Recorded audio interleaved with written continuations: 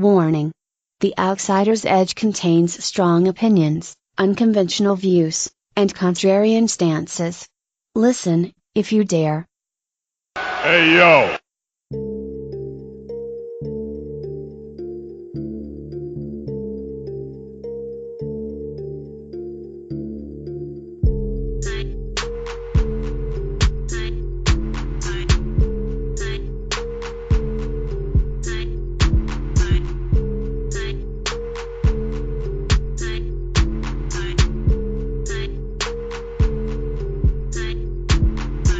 Everybody, how you doing?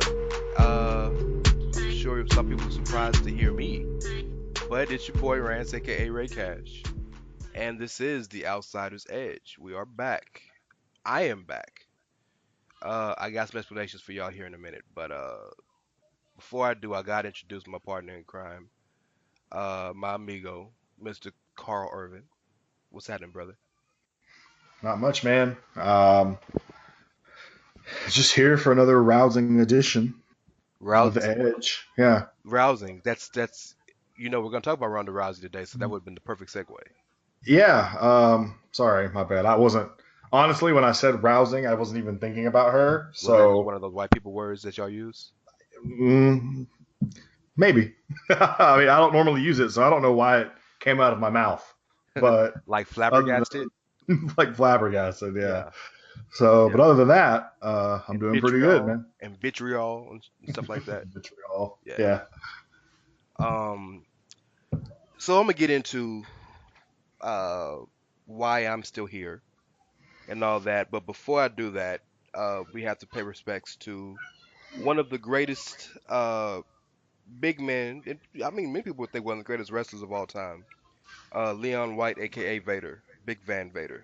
Um, we had known that he had had some heart problems, and he had heart surgery, and he was doing okay, but there was a chance that he wouldn't make it much longer, and he passed this week.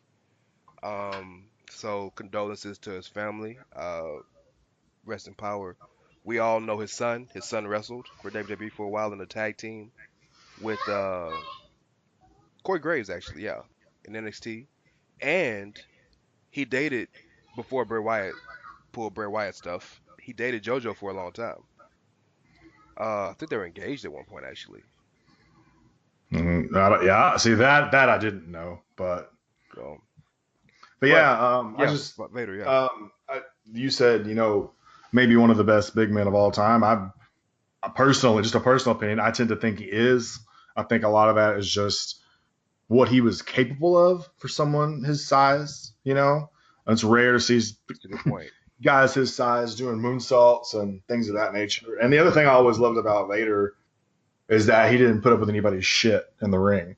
I saw a clip the other day that I had never seen before, but it's very Vader. It's Ken Shamrock. Ken Shamrock. Yeah, he's hitting him maybe a little too hard, and Vader pushes him off, and he's like, "Hey, man," and then he does it again, and Vader just lets him have it, just gives him a receipt right there in the ring, and he didn't take any shit off people, and he's had some outstanding matches with Sting from the WCW days. If you've never seen him, you can find him on the network. Back in the '92 was when he had those. Yeah, Mick Foley. I mean, he's Van Hansen. yeah, the dude. The list goes on. He's one of the. I mean, he really is to me the best big man, like super heavyweight of all time. But that's all subjective. So I'm not gonna go too into that. But yeah, condolences to him and his family.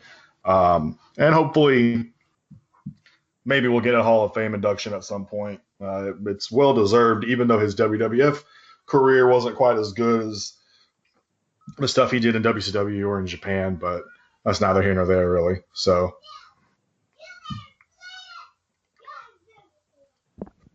Yeah,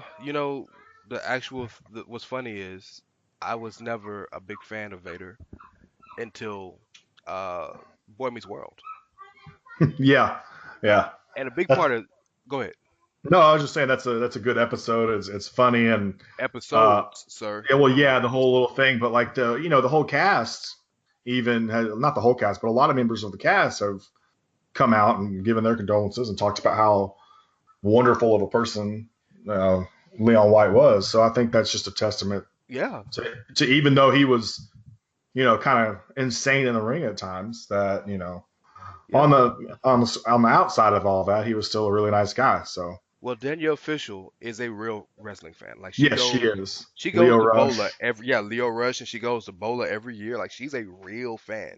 Yeah, she is. Um, but it's funny that you said the exact reason you liked him was the reason I didn't. Because until I got older and started learning stuff, right? But I always thought he was a bully. Right. I always thought he went too far. You know what I mean? Like he beat people up too much. And I just couldn't understand why do all these guys who he wrestled with love him so much when he's beating the holy hell out of them for no good reason. And then I got smartened up and learned the business and learned about integrity and integrity of character and and then I went back and saw some of his Japanese stuff, and I didn't watch him in WCW. I only got a chance to see him and his later run in WWE when he was fighting guys like Kane and Shawn, Hmm. and that he was great, but he wasn't Vader. You know what I mean? Yeah. Oh, absolutely. Yeah. Um, I also heard a good story I saw online the other day. Someone, I mean, I could be getting the details a little fuzzy, but um, a guy had managed to get Vader to send a personalized happy birthday message to this guy's girlfriend. The girl was a big Vader fan or whatever, and for the birthday, the boyfriend managed to get Vader to do this. But in the message, he wanted Vader to call her a fat piece of shit. So I don't know if you ever yeah, Vader's whole fat piece of shit thing. And instead of yeah, doing that, Vader didn't do it. And in the personalized message, he cut a promo on the boyfriend for having him. wanted to Uh, say it. yeah, Yeah, and so I thought that's pretty funny too. But yeah. that is hilarious. Grado told a story about how they were tagging together recently on the Indies, and Grado had been saying, if you don't know Grado, Grado is one of the bigger comedic wrestlers out right Hmm. now. And he had been begging Vader to let him wear the mask, and Vader has a reputation of being a big badass. He's definitely Yeah. a sweet dude in his personal life, from what people are saying. But he was when it's wrestling time, he's a badass. But not only did Vader let him wear the mask, but Vader was laughing so hard and told him afterwards. He said, that's one of the damnedest things I've ever seen in my career." Just Yeah. little stuff like that makes a guy. And Grado's not super young, but Vader's been in the business since the mid '80s. Vader was headlining the Tokyo Dome, you know, before a lot of these guys were. Yeah. Like he got history. Um, Absolutely. so it's a sad day, a sad week for all of us. It's really sad because I know how bad he wanted to be in the Hall of Fame, and he will be. Let's end that noise now. He will be probably sooner than later. Um, but you know, a lot of the times, you want to give people their flowers while you still can. Yeah. I do think. I think part of not just his disappointment, but I think part of fans' disappointment is knowing what we know about the Hall of Fame, and that it's really just kind of there's not really any necessarily credentials to getting in. There's a lot of guys who are in there that might make you be like, in comparison to someone like Vader, I think is probably where that comes from. But at the same time, I think one thing you have to understand about the Hall of Fame is they tier it almost. Yep. So so that way, like, you've got your headliner, and then you might have it's almost like like an actual going to an actual show with matches where you've got Hmm. your main event guy, and then underneath that is just like the ladder just kind of steps down a little Absolutely. bit. So, but yeah, I mean, I have no doubt he'll go in. Um, but yeah, so it is unfortunate, but you know, what can you do about that? Not much. Yeah, and it'll probably happen this year. Um, in fact, if you believe in those rumors you see from just float around of, oh, this is the rumor Hall of Fame card for this year. Yeah, Vader's been on it the last 2 years. yeah, So it's always been a situation of it was when, not if, right, yeah, you know? Um so yeah, Vader, rest in peace. rest in power. Uh, you know, I'm sure you're gonna give somebody a Vader bomb in the sky. You better.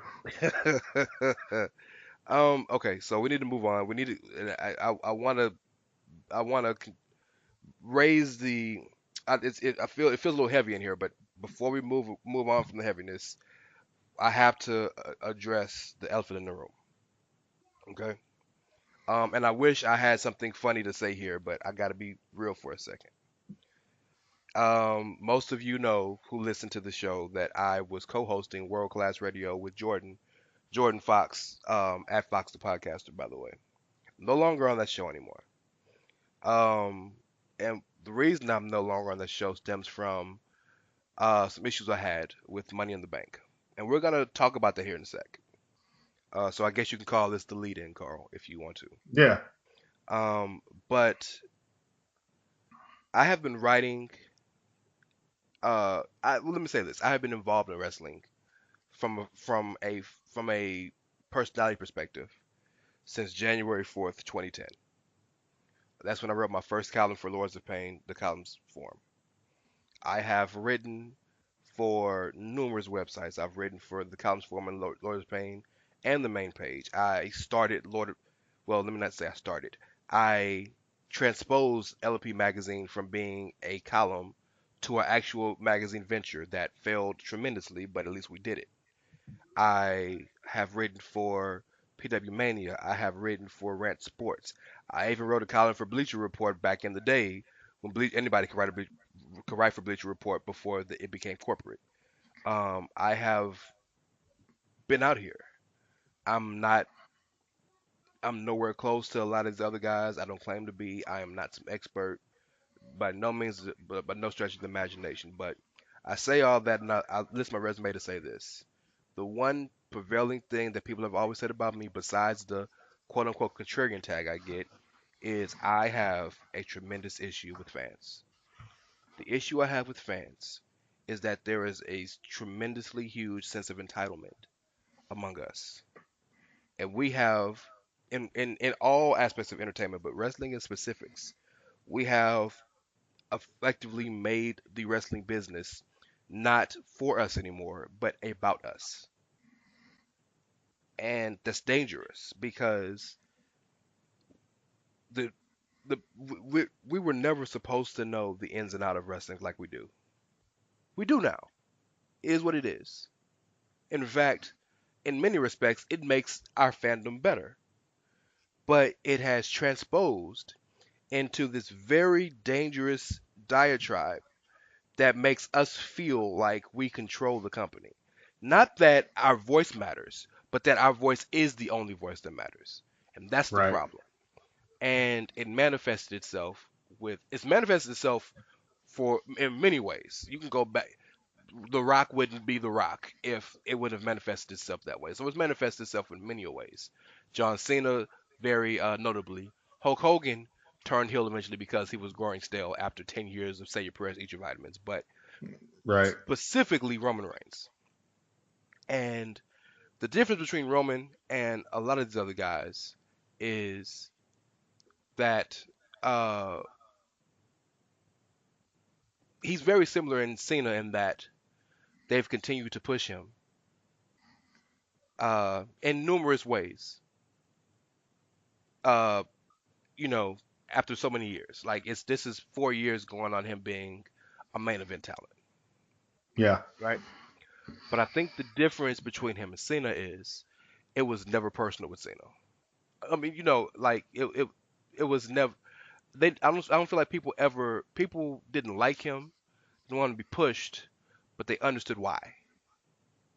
Like every Cena detractor has always said, the caveat has always been, I mean, I get he sells a lot of merch and stuff.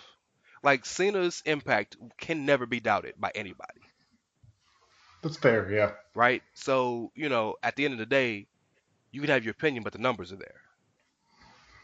Cena was at one point the only guy moving the needle, not one of, the only guy. There was Sure. there's a little more nuance with Roman because it's not as simple. Ratings don't matter as much as they used to, and the matches we have, people don't want to believe them as much. How much do people give stock in YouTube numbers? How much do people give stock in uh in merch nowadays? That now the company is a juggernaut. But I'm saying all this to say that I said all that to say this. The way fans reacted in that Roman Reigns Jinder Mahal match truly and utterly disgusted me. I was so angry. And if you're listening and you don't know what happened, they completely shit on the match from the very beginning. Shows in Chicago, we expected them to be rowdy, we expected them to boo Roman, we expected them to probably turn on the match eventually, but they never turned on the match. They started shitting on the Yeah. match from even before the bell, chanting everything in the world just to completely shit on the guys who went out there and actually had a good match and worked their asses off. Um, but so this enraged me because, and yeah, I am a Roman Reigns fan, but I really want to make sure you guys know this isn't about Roman. This is about fans. It could have been Natalia, and everybody knows how much I hate her. These Yeah. guys don't deserve that type of treatment. Boo, sure. Funny chants, sure. They used to chant Sasha's ratchet at Sasha. That's racist as fuck. But it was funny because it matched the character, you know. Right. But like the way they treated that man, and it hit me like as I was so angry that my best friend from birth called me to wish me happy Father's Day and tell me about his day, and asked me how was mine, and I couldn't talk to him because I was so mad. And it hit me like this shit is stupid. Why the fuck do I care? I'm getting this angry about wrestling. And at the end of the day, it's nothing. So Sure. I was finished. I was done. I planned on never watching wrestling again. I got on the show with Jordan, and out of my respect for him and my commitment to the show, I did the show, but I went off. And at that point, the decision was made that maybe I just shouldn't do it anymore. So I don't want people to think I'm a hypocrite because I still feel a good portion of how I felt Sunday and Monday. Wrestling is not the same to me. I watched Raw. I watched SmackDown. I watched NXT. But the majority of the show, I wasn't paying attention. It was on the TV. It's almost habit, you know? Yeah. And uh, in fact, I'll give you guys some insider information. I offered Carl to get a replacement. In fact, I offered my boy Kyle, who's one of my better friends. And Carl was like, no, man, it's me and you. But the reason I'm still here is because Carl said, hey, man, I'm not doing it without you. So I told Carl to give me a week. I was told by the guys at Chair Shot, give me a week and see how you feel next week. And I can tell you, I am not as incensed as I was, but I'm getting there. I guess I'm rebuilding my fandom. And before I go any further, and I want to give it to you, man, because I don't like doing these long ass rants. Um, I do them a lot, but I don't like it. I really want to point out and be specific, uh, with saying that, like I said, uh, this isn't about Roman. It's about fans. Wrestling did nothing wrong to me. WWE did nothing wrong to me. They have been great to me my entire life. They have given me so much purpose and so much love and enjoyment for 25 years. So they're not the reason that I am down on wrestling. It's fans. And that's something that I don't know I'll ever be able to get past, which is why it's hard. So, but I wanted to say that because I know people are listening and are going to be like, well, man, you said all this, but he's back on the show. Yeah. No, yeah, I get that. Well, you got to get your truth out there, and it's a it's a good lead in really to Money in the Bank and um, some other things about Money in the Bank that fall in the same vein that had me pretty worked up this weekend as well. So I'll just kind of lead into it a little bit. We're not going to review Money in the Bank, and we're not going to do all that, but we'll talk about some things. And I think one of the first things that we have to talk about is Alexa Bliss. So for those of you who watched the show, if you didn't, spoiler alert, but if you did, you know that Alexa won the Money in the Bank contract in a really good match, by the way. But tremendous match. But it started, the whole shit on Alexa thing started because it was one of those where Alexa didn't do much and won the match, as if there's not precedent for that to begin with, because there is. Like, that's exactly how you would expect someone like Alexa's character to win Money in the Bank. But forget that for a second, right? Later in the evening, you've got the Ronda Rousey and the Nia Jax match. Tremendous match, by the way. Personally, it was my favorite match of the card. And I think part of that is just the fact that they let Nia actually just beat the dog out of Ronda. They let Nia be a beast, yeah. Yeah, and there was a part of the match where Ronda is underneath Nia, and Nia's just slamming her head back on the mat, like, over and over and over. And I was like, this is brutal. Like, to me, that's brutal, like, when you watch it, right? So it was a good match. It was enjoyable. And she's a superstar. We already know that, though. Yes. But, of course, once again, spoiler alert if you haven't watched it, I'm sure you probably have. But Alexa cashed in immediately. First, I take that back. First, she got the match thrown out by attacking Ronda with a briefcase. So match is thrown out. She makes sure Ronda is taken care of by throwing her over the announce table. Numerous times goes back to check on her to make sure, yeah. Yeah, to make sure she could get the cash in. And so, anyways, long story short, she cashes in. She wins the title back. She's now a 5-time women's champion, I believe. 3 times on Raw, twice on SmackDown. 5 times in 2 years. My God. Yeah, 5 times in 2 years. And to be fair, allow me to be, transparent here. I'm not a huge Alexa Bliss fan myself. Like, she's okay, and I think she's one of the better mic workers, and I don't think she's one of the best mic worker in the division. That's fair, and I don't think she's a great wrestler either. Okay, like, there's a lot of people that's their beef right now, is their beef is her wrestling. Yeah. And I don't like get hyped for Alexa's matches or anything, but so I'm not like big on Alexa, and I've told you this before. I was kind of tired of her, but if you watched Raw the next night and you saw what happened with Alexa essentially running her mouth, and it led to Ronda basically snapping and beating up officials and Kurt Angle, and then putting Alexa through the table. If the way to get where we are with Ronda was through Alexa Bliss, I think it was done well, and I think it was the right decision. Yes. So that's my opinion on that. Do I want to see Alexa have a lengthy title reign? No, but for where we're at right now, I'm fine with it. So I say all that, as you say, Rance. I say all that to say this. There's just been a lot of ugly and hateful things said about Alexa ever since she won. Really, ever since she won the Money in the Bank briefcase, but more so when she won the title. About her sleeping her way to the top and things like that. Bro. I gotta be honest with you. There are people hearing this that put some of this stuff on my Twitter timeline, and they were unfollowed immediately. First of all, I'm not even going to allow that in my headspace. Okay. I'm married. I've got 2 girls, and I don't want, and just me personally, my own values, I don't want to hear that shit. Yep. Like, I don't want to hear people I don't know anything about Alexa's personal life, and neither do any of these people saying stuff like this. Well, the only thing I know is that Alexa is engaged to Buddy Murphy. Now, so unless something happened there that I'm unaware of, which I doubt that has, it's just people saying things to be ugly.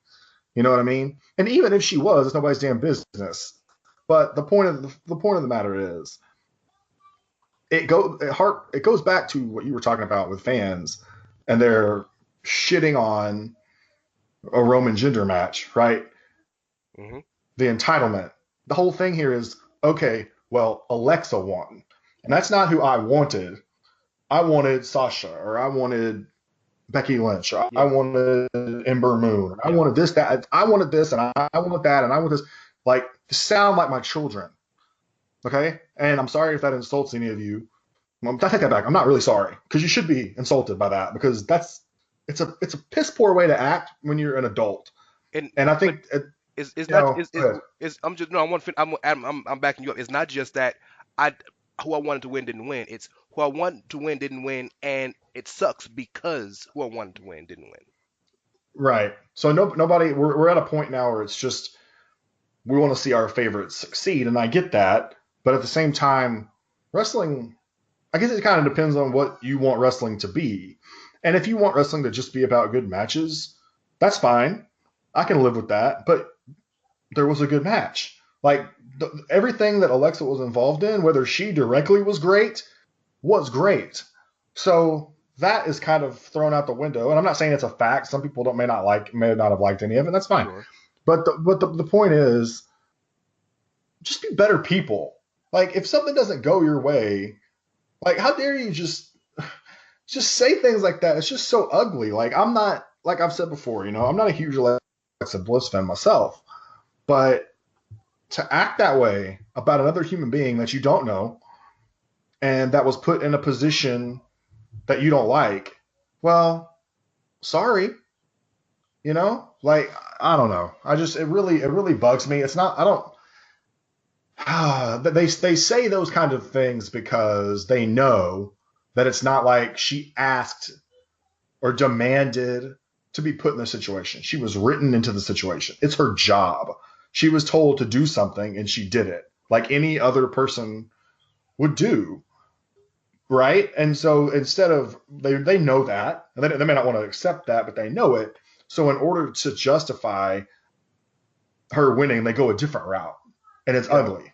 And that's really all I need to say about it. I mean, I don't need to talk about Money in the Bank necessarily any more than that because that's really the only thing that irked me. I thought, like I said, I thought Ronda and Nia was the best match of the night, and I mean, Well, hold on. We're not gonna talk about Money in the Bank so much, but we have a lot of quick hits to go through that have ramifications for Money in the Bank. So let's hold on before we go to anybody else. Let's stick here with Alexa for just a second. And I also with Alexa, I want to mention that for those of you, and I have plenty of guys who I speak wrestling with who thought Ronda wouldn't be shit. I really hope you realize you're wrong. I really yeah, hope you and that's me being nice. I really hope you really realize how completely wrong you are, how short-sighted you were in thinking that, and that you sometimes you need to really reassess your opinion of things based on preconceived notions. Because Ronda Rousey is the truest version of proving to you, like Braun Strowman was 2 years ago, that just because you don't see it doesn't mean it's not there. right, And I think we can say the same thing about Alexa Bliss. You said it perfectly in that everybody has the type of wrestling they want to watch. This is true, and neither you nor me will ever begrudge anybody from enjoying what they want to like. But there are certain things that you know you're gonna get when you get it. If I'm gonna watch Fox News, I know the type of news I'm getting. Consequently, if I'm watching CNN, I know the type of news I'm gonna get.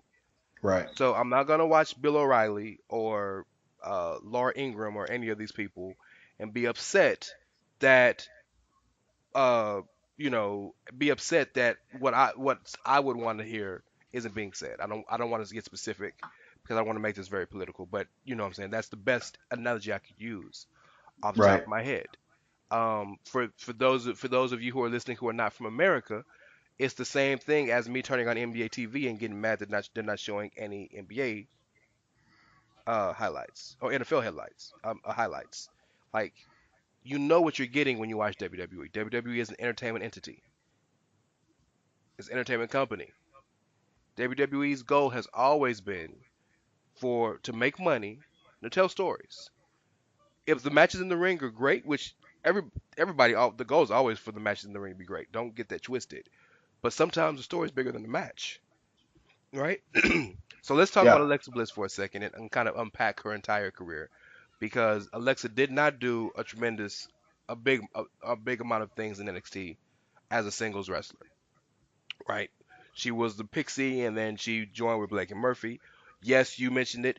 Alexa is engaged with Murphy and has been since she was in NXT, like since before she was popular in NXT. This is a 5-6 year relationship, so like chill out on that, right? Um, but the thing that Alexa has over almost every other woman in the company is she has a tremendous ability to make people care about her.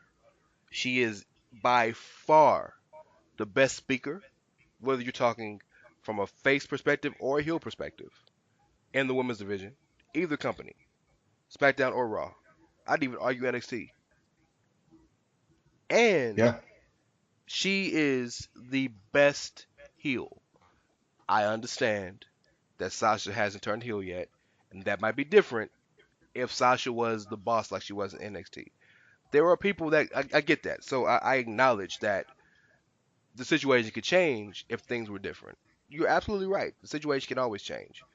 But I say all that to say that, well, I guess that's my catchphrase. I'm gonna get a shirt that says that. Uh, what I want you guys to realize is, much like Jinder when he won his title, or the entire Roman saga, or the Cena saga, right? Or you can think about some people argue Shayna Baszler in NXT. Like there are always going to be people that are going to get a push or going to get the championship for reasons more than just wrestling. And I realize that is mind blowing and shocking to a lot of you, but that is the way it is. In fact, New Japan guys, why is Chris Jericho Intercontinental Champion? You mean it's not because of his superior wrestling skills at the age of 48? No, and even and let's argue that it was his superior wrestling skills at the age of 48. Right. Show me his contract. Show me the Yeah. dates he's gonna wrestle. I couldn't. So I'm saying, like, in the same breath, like, which is part of my issue, another part of my issue with fans, is that the hypocrisy of it. It's cool when we allow it to be cool, but it's not cool when we don't want it to be cool. So Alexa as a character is the most and I'd argue she's the most defined character even more than Charlotte, because Charlotte's character truly is, even though she's a tremendous character and a tremendous wrestler, her character is I'm the son of the best of all time, the daughter, I'm sorry, of the best of all time. Right. I'm genetically superior than you. Like that, like that's great, and she plays it well. But like, how far can you go with that, right? So, in terms of a totally nuanced character, there's not many like Alexa on the main roster. It's not. I would agree. I would say they're working with a few others, Yes. Yes. namely like a Carmella, someone like that. But I mean, Yes. yeah, you're right. I mean, and that's part of the reason why she's had as much success as a single superstar so far in terms of title reigns as Charlotte has. I mean, Charlotte, I believe, is a 5-time champion as well. 6, I Like, want to say. it may be 6, yeah, but I mean, we're talking just about as much success, and a lot of that goes back to what you just said about having a defined character and things like that. So, I mean, I know it's a tough pill for people to swallow, and I'm not telling people you gotta like her because WWE says you do, you Yes. know. But don't But say she sucked dick to get her title reign. yeah, just keep that kind of junk out of your mouth because it really is, it's vile. Like, it really bothers me. I don't know. I mean, maybe I shouldn't get so upset. I don't know, but it does. It bothers And me. and then here's the better question. And I want I really want to jump in the mud with these people for just a second. So if Alexa sucked dick to get 5 title reigns, what did Sasha do? Sasha got 4. Right. What did Charlotte do? Charlotte got Yeah. 6. Charlotte beat Asuka clean in the middle of the ring at WrestleMania after 2.5 years of being undefeated. What did Yeah. Asuka do to be undefeated for 2.5 years? You see the rabbit hole you go down? Yeah. You can just start applying it to anybody that gets any kind of anything. Anybody that was ever successful. Well, and So yeah. let's take it back. Gail Kim, she won the title on the first night. What did she do? Right. Paige. Paige won the I title on the first mean, night. What did she do? yeah. And there's a joke there, but I'm not gonna make it. Right. You know But what I'm even, I saying? mean, yeah, that's You know, and we're talking and about. Yeah, we're talking about like company bigwigs and stuff. Like they're not sure, talking about having relationships with wrestlers. You know what I mean? you, They just take it so far. yeah. It's just it's sad when like you had a good Twitter conversation with a listener of ours. I don't want to say his name because I don't want to be disrespectful because I don't think the guy likes me very much anymore. Um, but I had the same conversation with him about other things, and our conversation went a different way. But Right. his notion, which is very valid, is that uh th- me and you and most everybody thinks that entertainment is subjective, and that there can be consensus opinions and things, but that doesn't mean that it's the opinion, Right. right? Like we can all say that this match was great, but there's always gonna be other people that's gonna say it wasn't. So that Yeah. doesn't mean that just because the majority of people think it's great, that is the consensus answer. That not the consensus, but the actual answer, right? Entertainment is subjective. There's no way to prove these opinions. But when I went into it with him, and we had our long conversation.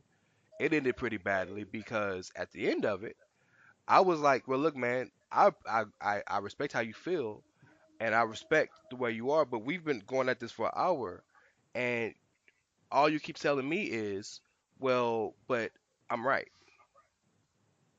You're telling me I'm wrong. I'm not telling you you're Yeah. wrong, and it was similar to you. I'm not telling you you're wrong. I'm saying that we can both be right. You know what I'm saying? Yeah. No. Absolutely. Yes. Um, Because I mean, it's the different. Like there has to be an ability to distinguish between opinion and fact. yep, And once you stop doing that, arguments are useless yeah, because you're not getting anywhere. I'm talking about one thing and you're talking about another. It's basically what it is.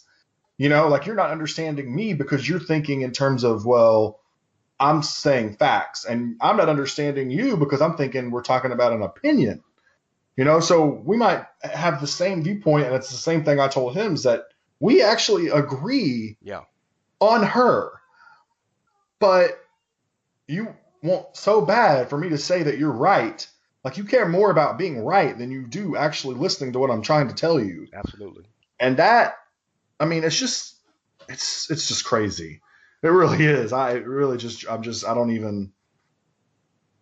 know where to begin sometimes with this. I really wish that, I wish for better, but I mean, you know, it is what it is. I feel like I'm going way over long with this. No, I mean, well, when we ran down the list of things we want to talk about, so many of them were going to be so quickly talked about that this is a real story.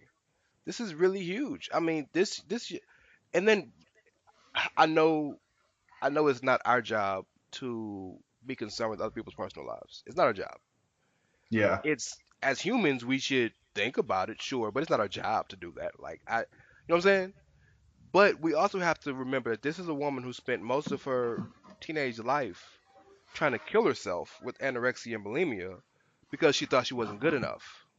Right.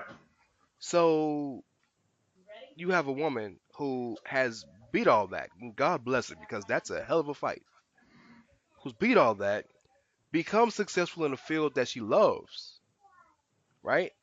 Yeah. And everybody's telling her that that your success isn't real because you didn't do it the way we wanted you to do it. So you must be cheating. You must be sleeping your way to the top. You don't think that's good? Like you saw the tattoo you just got, right? Yes. Like you don't think the timing is there's a reason for the timing of that tattoo?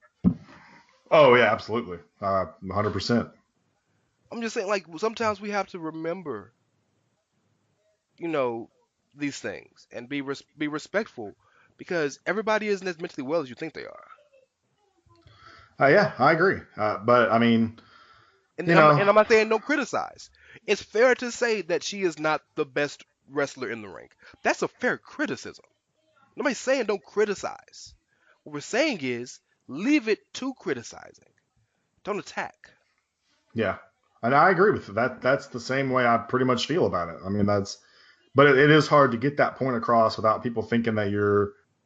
Caping for the person, or so now the story is gonna be, if the people that listen to us that disagree with us, that me and you are huge Alexa Bliss fans. We could care less about her. That's the story, because apparently I'm still the one of the biggest Jinder Mahal fans on the internet. He's cool. That was you. You were the guy that liked Jinder. Yeah, I just still do. defended the guy. Yeah, I So mean, and that's you can go back to he's probably number 3 on the hate list, really, because with behind Roman and Alexa right now, because people forget that while they were shitting on that match, they weren't, and while they were mostly doing it to spite the Roman Reigns thing, Jinder was in the match too. Like not only are you shitting on Roman, but now you're shitting on another guy. So I mean, it's just man, it's a very and look, mm, man, and you brought me back. The Roman thing. Look, we're about to move on. I promise you. But at this point, what's the point of the protests or the hijacking? What's the point? Like, what's the goal? Like, what are you trying to get from this?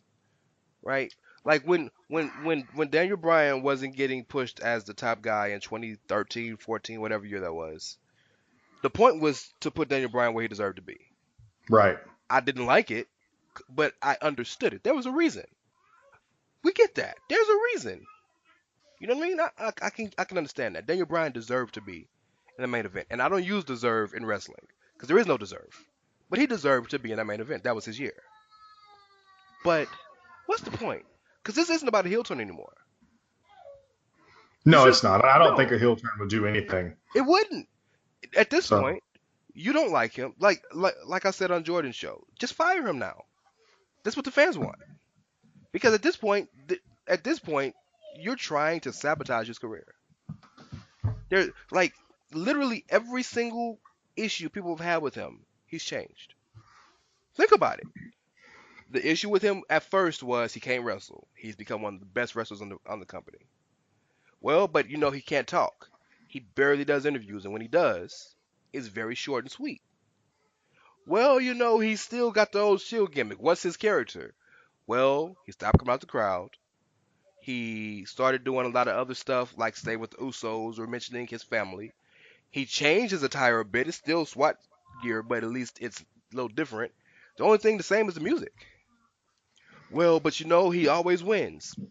Last year he lost most of his matches, most of his televised he matches. hasn't held the WWE Championship in 2 years. Oh well, thank you for saying it, because that was the next one. I was just about to get there. I was about to say, well, he always holds his title. He's fighting for the title. He hasn't held it in 2 years, and it's taken the fall in all the title matches, even the multi-man ones. Yeah. Well, he made events WrestleMania every year. Okay, you got me there. You win. He's terrible because he has been booked to be in the WrestleMania main event for 4 years. He should be fired. How horrible of a person is he? Well, that's the thing. Like that's the other thing that bothers me. Like if you say, well, you just want them fired, they'll say, no, I just don't want them shoved down our throats. Well, here's the thing about that. Look You at the spot. shit on well, look at the match at Money in the Bank. Look at the spot. He Yeah, was in a death spot. yeah. In a match not for a title, in a mid card feud, So like he that, wasn't you fighting can't for a get any title. less shoved down a throat. Yes, he wasn't fighting for a title. He wasn't in the Money in the Bank ladder match to fight for the right to fight for the title. He wasn't fighting for a mid card title. He didn't open the show or end the show. He wasn't even the most promoted. He wasn't even one of the two most one of the two most promoted matches on the roster, and they put him in the death match. If you don't the death spot, if you don't know what a death spot is on a wrestling card, that's the spot after one of the higher, more promoted matches to cool you down. Yeah, Because nobody's paying attention to that. Because after the big match, everybody want to go pee or get something from the concession stand. That's what they put him. So shove down your throat, right? yeah. And then one Well, more thing. One more thing. they took the dead spot and made it the Yeah, most ridiculous part of the night. It became not the dead spot. You know what I absolutely. mean? And then let's add this. Well, some people have tried to tell me that you know, Well, they booked Roman and Jinder. They knew what they were getting into. They knew nobody wanted to see that match. Okay, that's fair. What about Backlash? Y'all shit on Joe. Y'all love Joe. Joe was an IWC fave. Has been since 2002. Yeah. What's the excuse for that? That it main evented the night. That's it. Okay. Well, then end the show with a double dick kick, and then tell me how you feel after that. Right. Yeah, man. It's this whole like it just harks back to what we've been talking about, and we should probably We got to move on. But yeah. To talk about dick kicks, bro. Big Cass got kicked proverbially in the dick. Yes, he did. God, He really did. I don't know the guy. I don't know much about him personally to formulate an opinion on if I like him or if I don't personally. Um, but in the past 18 months, my dude has lost his tag team. That was one of the hottest acts in the company. He has lost his tag team partner and best friend as a friend and in the company. Um, has lost his girlfriend, lost his ACL, which people are saying because he tore his ACL, Yeah. and now my dude lost his job. Boy, life comes at you fast, dog. Been a rough go of it. Yeah. Man. But Big Cass was fired this week, and it stems from a lot of incidents. The two major incidents are probably the one incident where there was the little person who was portraying Daniel Bryan, and Cass was told to give him the big boot, and that was it. Cass wanted to beat him up more and get some more heat on himself. He mentioned that to the agents. They said no, that's a stupid idea. He said, all right, well, I'm gonna go talk to Vince. He asked Vince. Vince said, no, don't do that because we're already gonna get enough heat for you booting him. No, he went out there and did it anyway. So, that saying that it's easier to ask for forgiveness and permission. He asked for both and got shot down Yeah. both times. So that had a big. That's the reason why he lost so definitively at Backlash. But at the European tour, he had some public drunkenness and was a bit belligerent. There was an incident on the bus where he had to use the bathroom in the back of the bus and the lock malfunctioned, and so he thought somebody was pranking him. And this is according to Meltzer, so take it with a grain of salt. And instead of being patient and trying to get somebody to open it from the outside or whatnot, because he thought he was pranked, he kicked the door open and broke the door. So that cost WWE money, and the entire time they had the bus, people couldn't use the bathroom in privacy. Stuff but it's just so many incidents that, and there's some other incidents that if you've read, like Yeah. I some of mean, his personal affiliations and the way he would talk to people and stuff. But yeah, Big Cat's gone, bruh. Well, you have to assume it's a little self-inflicted. I mean, More than a little, dog. More than a little. Yeah. I mean, that's what I'm saying. Like, I mean, I think, of course, Cass was another scenario that no matter what he did, once they broke from Enzo, no matter what he did, he was getting shit on to begin with. It didn't matter. Well, so he was a heel though, so it could have worked. Yeah, but you could just, especially when they put him in the ring with Daniel Bryan, like the second they did that, it was really putting him in the ring with Daniel Bryan, the great Daniel Bryan, right? Like, but not to harp on fans, but that's just kind of where we were headed with Big Cass. That's where we were headed with him anyway. So honestly, an honest opinion, I'm not glad that the dude got fired, but he might be a little relieved. Like, I'm a little relieved of it from a perspective of, he's probably not relieved, obviously, because that's where he's making the most money. But for me personally, I'm a little relieved because I don't have to hear any more of this whole deal now. Well, Big Cass is garbage and blah, blah, blah, blah, blah. And I say that now, and the second someone I know listens to this episode, they'll tweet, hey, Big Cass is garbage, just to get on my nerves. But, yeah, it's definitely, I mean, it's self-inflicted. And the tag team split was probably going to happen regardless. A lot of people keep harking back to, well, that's what they get for splitting the tag team. No, not really, because Enzo got in trouble. Like, unless you want to say.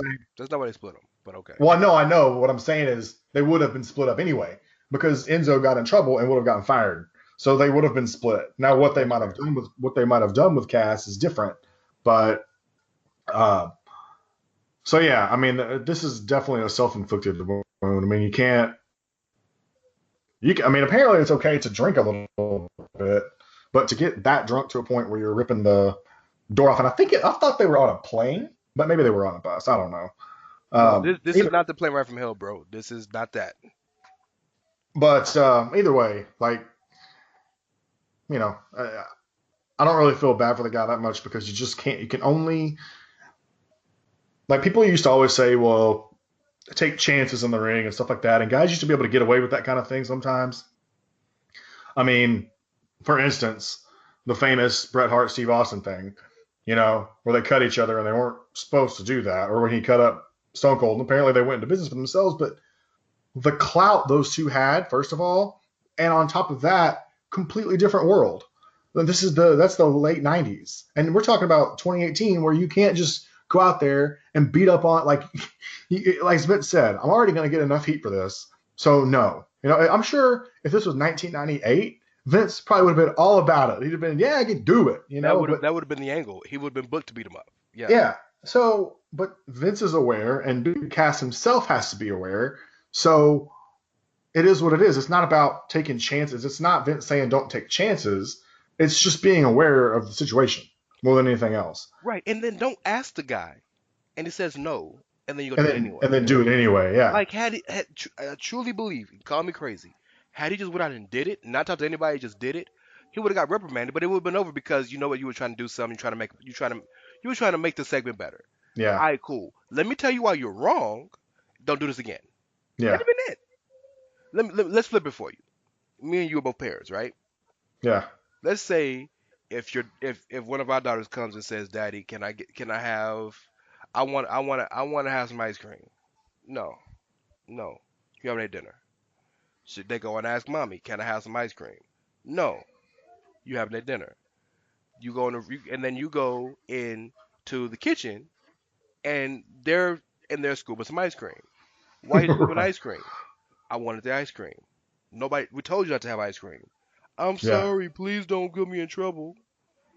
You know what I'm saying? It's the same thing. Yeah. Now, had But they here's went the and just thing. got ice cream on their own, you still in trouble, but it's a different level of trouble. Right. I think with this, like, I think you could consider it taking a chance for himself just by going to asking Vince in general. Saying, hey, this is what I want to do. You took a Yeah, chance. Vince said no. And he probably in the back of his head thought, okay, the kid's got some ideas, or he's taking chances, or whatever. that's That's fair. cool. Yeah, Didn't let him do it. But I think I think that he was gonna be okay. He was gonna survive that. I think it's fair to say that he probably was gonna survive that. You know, but the incident on the bus, you ain't coming. I mean, when you've already got one thing against you, like you're not coming back from that.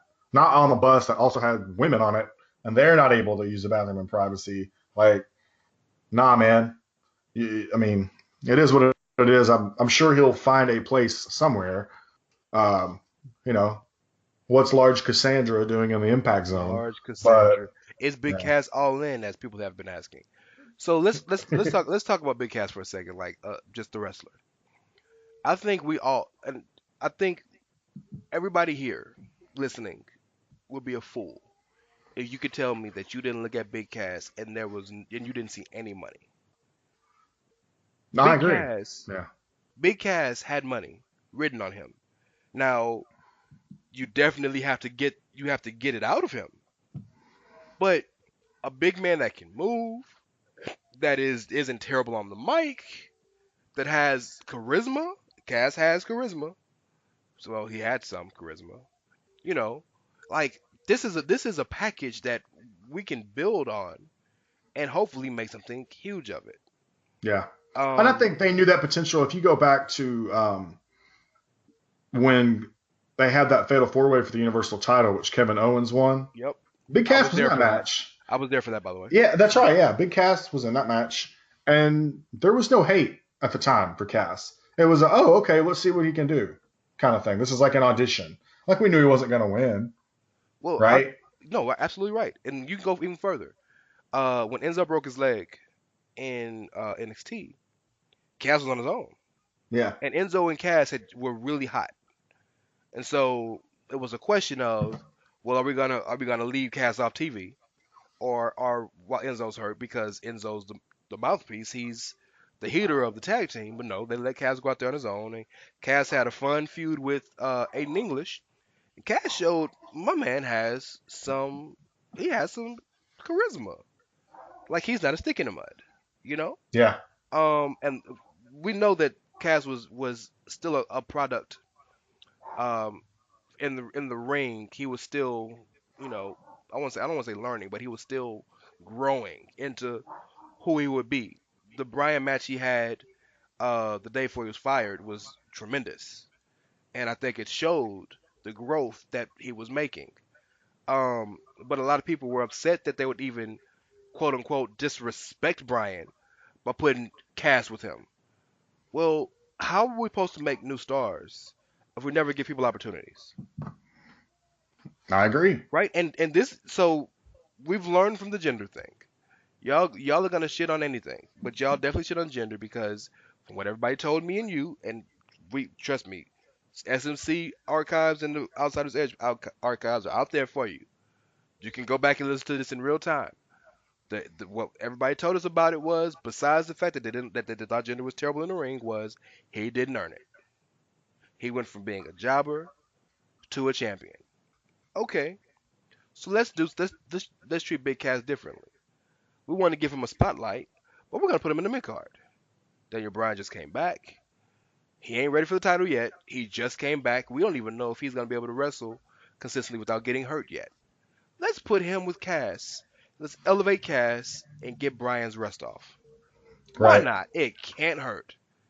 So further proving that ain't nothing gonna make people happy. Yeah. It's once again, this is the episode of quick hits, but it's more like quick jabs to the fans so far.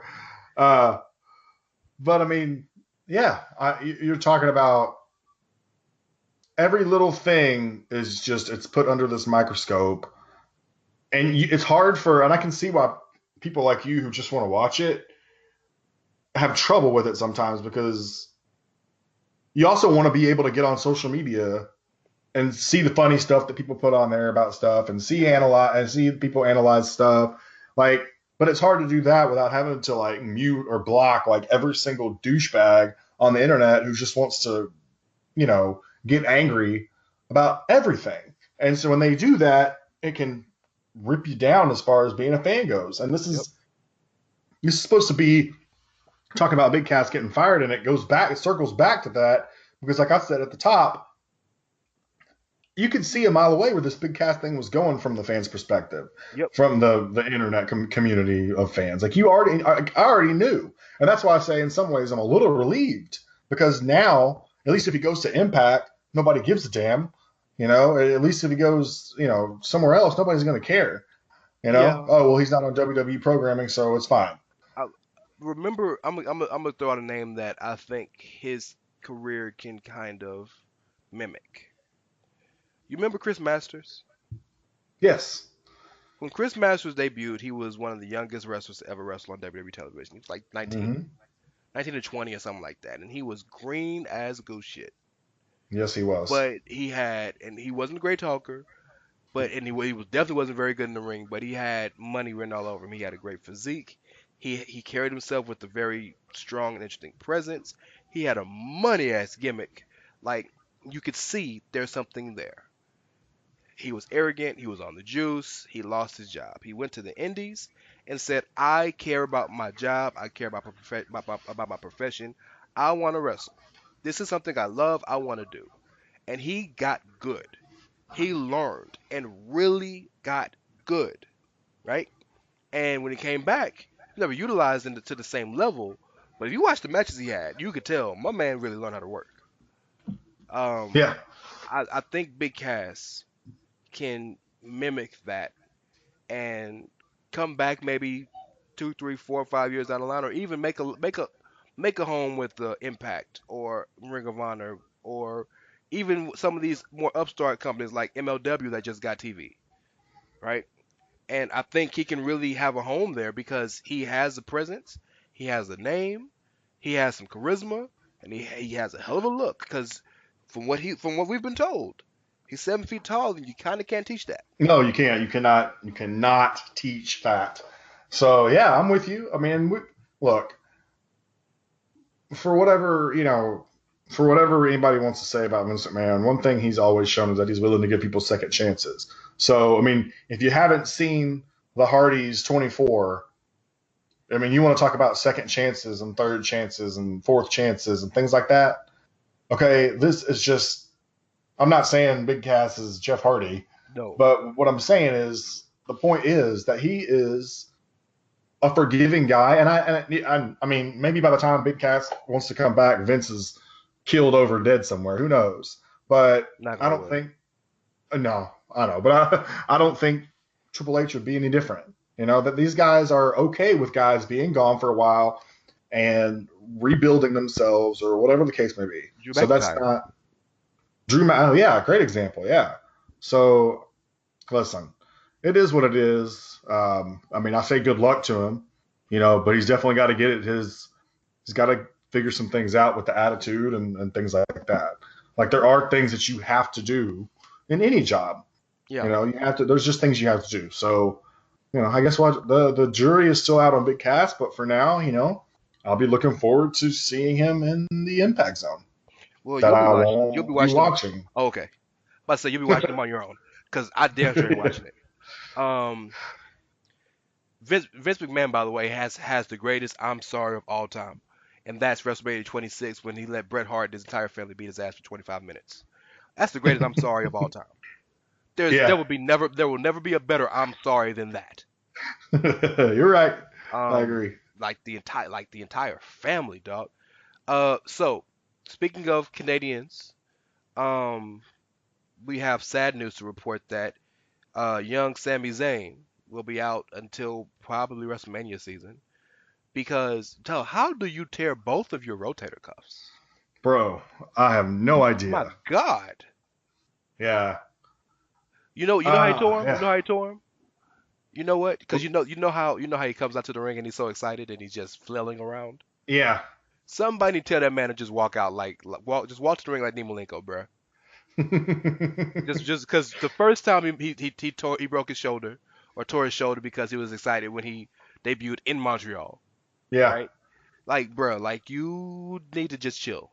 Just save it to the ring, dog. It's like the Randy Orton thing when he would go to that place and then he broke his arm or whatever, pull his arm out. I can't remember if it was a shoulder, arm, or what he did exactly, right. But by smacking the mat with his fists, it's kind of like that. Yeah. And at least Randy has a shoulder. He has a shoulder issue.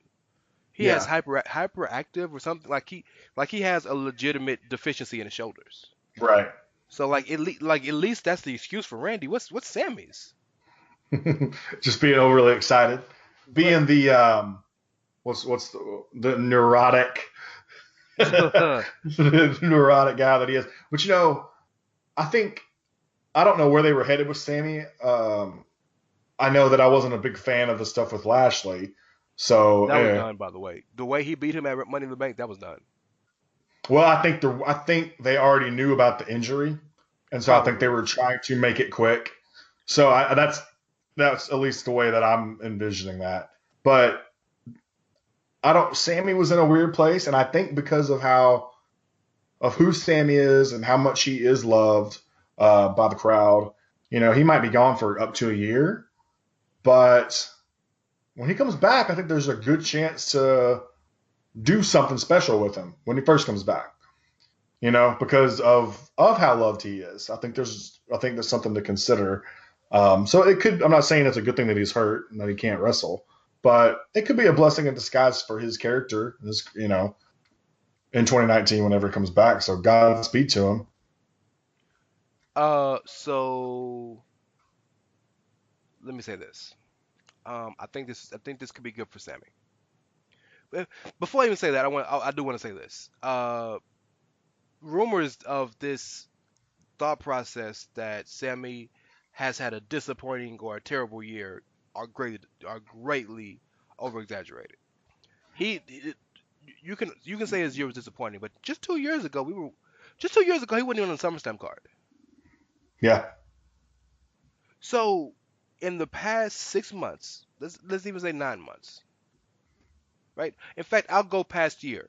From last June to this June, Sami Zayn has been a part of the biggest storyline on the SmackDown roster with him and Owens versus Bryan and Shane. He has turned heel and like hugely turned heel, tagged with his best friend of 15 years and had some good tag matches. Been Daniel Bryan's first feud back from injury and feuded with the McMahon, something not everybody's been able to do. Mm-hmm. Had a marquee match at WrestleMania, right? Yes. Okay. And since they've been on Raw, has had more mic time than damn near anybody on the show. I would agree with that. Yeah. So I get it. He has not won as much as his fans would like him to, or even me would like him to. He has, He's won 0 championships since being on the main roster. yeah, but I think that's another thing people are tired of. And I mean, whatever, but well, I don't get caught up in championships, but some people do. So yes, Sammy only won one title in NXT, and it took him a whole lot to get there, and he lost it the next month. yeah.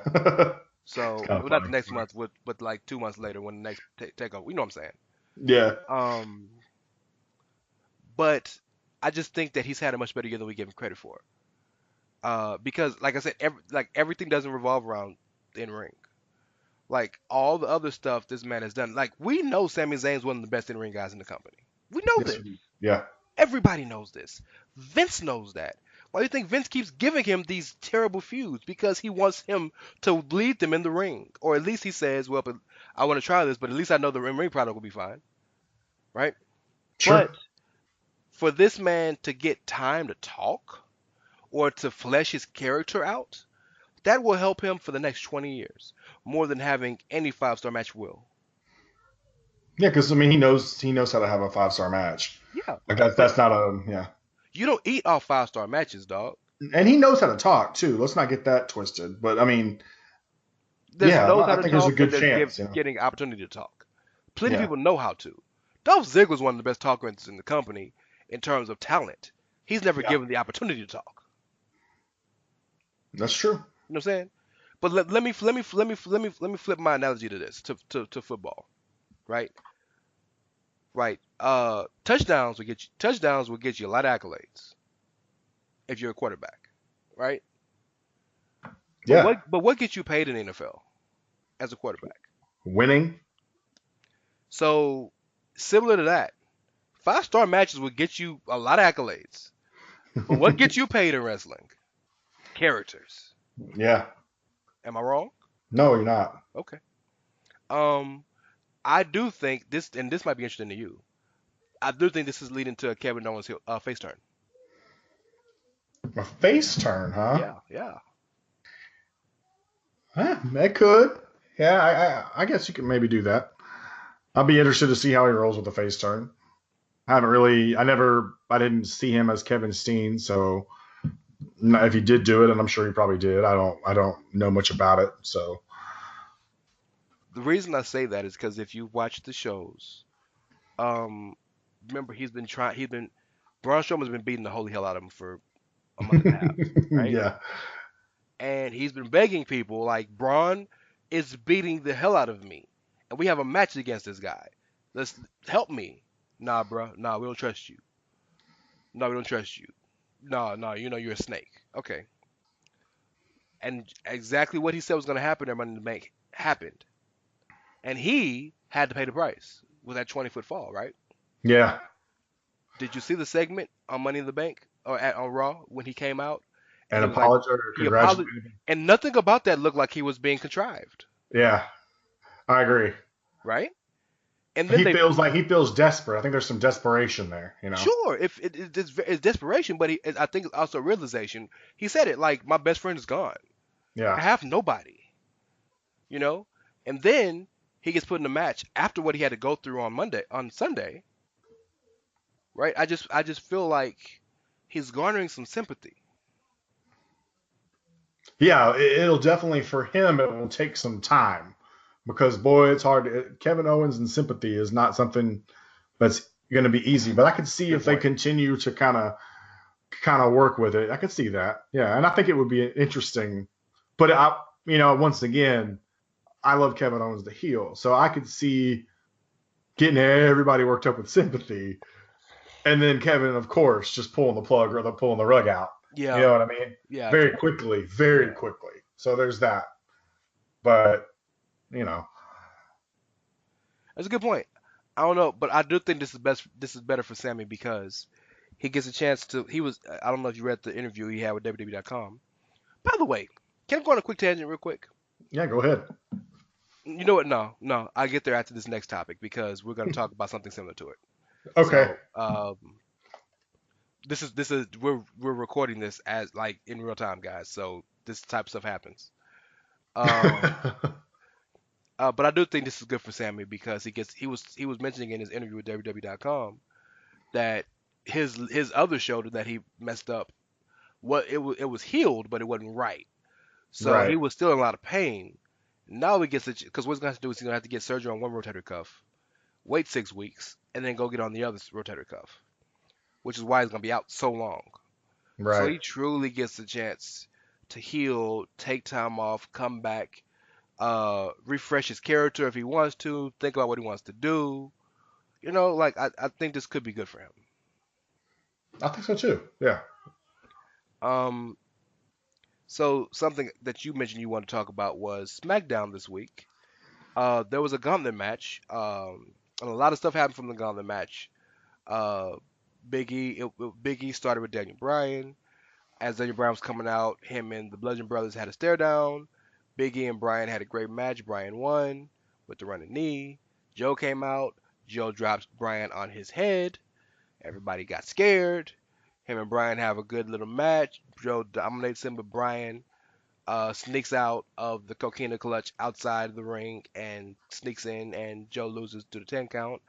Miz comes out. Oh, I'm sorry. The Bludgeon Brothers come back out, hit him with their little powerbomb finisher, and of course the Miz comes out and hits him with a skull crusher finale and takes the pin. Yeah. Just like the Miz should. Throws him out of the ring, and then Rusev comes out and beats the Miz cleanly with the accolade to win the number one contendership for the WWE Championship against the phenomenal AJ Styles. Talk about a come up. Absolutely. Well, what do they say? What do the kids say now? A glow up? Is that what they say? Yeah, but I mean he ain't changed his appearance much, so. No. So I'm a big fan of this. I think and by the way, I'm gonna be the first. I was the first. As soon as I was the one, I predicted Rusev was gonna win this match. You sure did. And I don't want to give you credit, but you did. Yeah, I predicted he'd win the match, and I'm also predicting that he's gonna win the WWE Championship. Whether that doesn't happen or whether that happens or not, that's not happening. But I'm predicting it. But it's not happening. That's fine. Hey, that's fine. But I think this is a good. I think it's good for Rusev because first of all, this whole character, this Happy Rusev Day thing, like it's a heater, man. Like not a heater. It's just a crowd thing. They love it. Yeah. I mean, when I was at WrestleMania, they had this little block party thing or whatever. I can't tell you how many times I heard Rusev Day chants. I mean, and I'm talking like loud and all over the place. Yeah. And there's no matches going on. This is just they're pulling chants out. You know what I mean? So, he came up with something and it worked and it got over. And and Rusev's good. So let's not get that twisted either. He's very, very talented. He's a very athletic, big guy, and he's got a lot of tools. And I do think that even if he doesn't win, which odds are he won't, but even if he doesn't, this is a good opportunity to see how he can do in a main event caliber match with a guy like AJ Styles. So while my prediction of him winning the title is a very it's not gonna happen. It's a very out there prediction. It's not gonna happen. I'm gonna stick with it. I'm not trying to discuss that yet. This ain't the preview for Extreme Rules. So we'll discuss that at some point. But I'm just letting you know. Yeah, no, that's fine. It won't be the first or last prediction that I get wrong. Lord knows, Ruby Riott is still waiting on that Royal Rumble win. Just gotta wait till next year. Duh, it'll happen once a Oh, year. got you.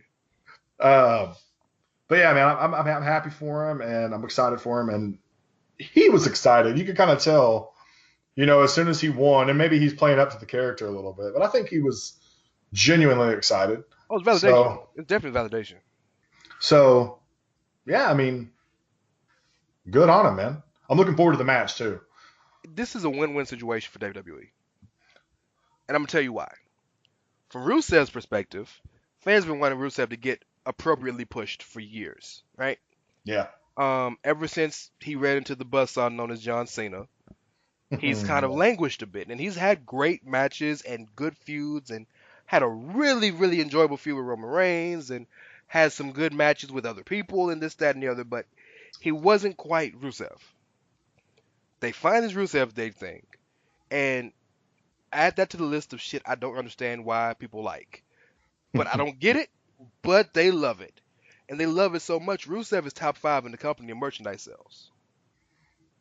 Like I don't know, for fucking Happy Rusev Day. They sold out of calendars in a day. They sold out of Rusev Day calendars in a Yeah. day. Hey, I got a Rusev Day shirt, man. There you go. Yeah, I'm on the band. I've been on the bandwagon. So And like you said, Rusev wins or loses, he's already made because he got a match with AJ Styles. And for yep. AJ Styles, Edge just came out this really passionate, deep, vicious, morally moral morally affecting feud with Shinsuke Nakamura for 3-4 months where they're kicking each other's dicks for the entire time. Now he gets a chance to have a change of pace. Right. So it works for Yeah. both. And we know AJ is the best in the business in the ring, if not named Omega or Okada. And we know Rusev is really good in the ring and brings something different than Shinsuke does. Yeah. But I More think, of a physical style, and yeah, his nickname is the Bulgarian Brute. I mean, that yeah. tells you everything you need to know. But he's not winning this match. Rusev's not winning. I say that because I think this is what finally leads to Rusev and Aiden breaking up, and Rusev truly and separately becoming 100% face. Because he's still kind of tweenerish right now. Yeah, he is. But he'll like I feel like Aiden's what I feel like is gonna happen is, and I'm fantasy booking here, but I feel like Rusev is gonna have AJ beat. It's almost over, and Aiden's gonna try to help and cheat. And Rusev's gonna be like, nah, bro, I don't need you. I can do this on my own.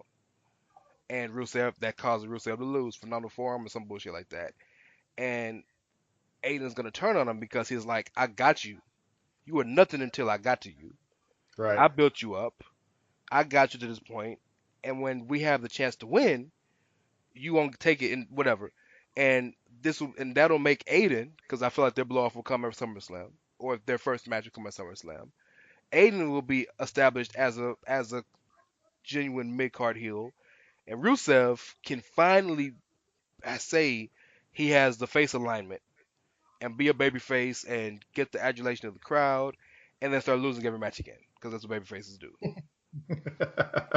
Right. That last part didn't make me happy, but okay. I mean, I can see that.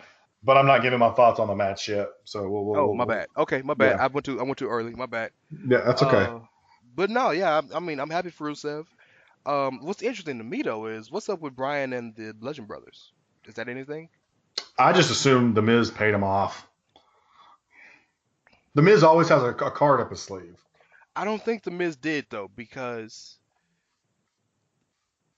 that the Legends have shown that don't look at them, That's true too. Yeah. right? Like Bryan came out before they went to the back. That was stupid. Then he steps in the middle of them and mugs them down. That was stupid. Then if you think that they forgot what Bryan did to them 4 or 5 years ago, you stupid. Cause That's true. right? That's a good point. I didn't go that far back, but yeah, you're right. That's a good point. Them country bumpkins are some vindictive motherfuckers. They never forget, man. They never forget. And it probably leads into something with Daniel Bryan where he has to find a partner or something. I don't know. because obviously he's not going to be able to take them on by himself. So who's the partner? I have no fucking idea. Would I you really don't. I don't know what the plan is there. would you be bummed if like they pull like a mid card guy like Ty Dillinger up to do that? Would that bum you out? Not really. Just, I mean, it gives you an opportunity to give the rub to somebody, I guess. You know. How would you feel about them pulling the Strange Bedfellows tag team with Miz having to help them? I see. That's something I could get into. I could definitely get into something where the Miz and Daniel Bryan are forced to work together or Matt something Hardy and along those MVP type lines. stuff, yeah. Yeah, I mean, just the idea of that, and then possibly winning the tag titles or something. That's an old way. It's an old way of doing things that they don't really do that much anymore. Um, when a heel, a bona fide heel, and a bona fide face, like become a team or kind of forced to work together. Then of course they win the damn titles, stuff like Well, that. That's something that they don't do very often anymore. Sheamus and Sorrow, Yeah, no, I mean it happens, but you don't Jason see Jordan it. and Seth Rollins. I mean, it's happened a couple times recently. Yeah, Jordan was more of just like I don't know. Jordan is a heel. Don't let nobody fool you. Jordan has been a Well, heel. yeah, but to me he was just more of like a little bitch. Ah! You know what I Oh my mean? God! That's all his character was being. Sheamus and Oh! Cesaro is fair. I'll give you that one. So that's fine. But Don't you talk Jordan about was Jordan on Angle the like that. cusp for sure. But Don't yeah, don't talk about Jason Angle like that. I will. Wow. Okay. Wow. Jason Jordan is a little bitch, and he's supposed to come back in a couple weeks too. I So, know he might call me out. I don't know. If you're look listening, here, Jason, look here. Outside of Kerman. Oh, once they start cutting promos on Twitter handles, it's over. I'm telling Um. you, I'm waiting for that moment too. WWE Mean Tweets edition, the Mean Tweets Oh promo. man, dog, if Jimmy Kimmel does that, that shit would be great. Cause you just want to talk about people that have like a whole lot of, and the whole show could truly just be Roman and and Alexa. That could be the whole show. Well, you could also even do the tweets where it's like, where like some of the fans who love Roman very much call him daddy and stuff like that. You could just try to imagine Roman having to read tweets that just say daddy, right? Because I just think that would be funny too, because he's got that fan base as well.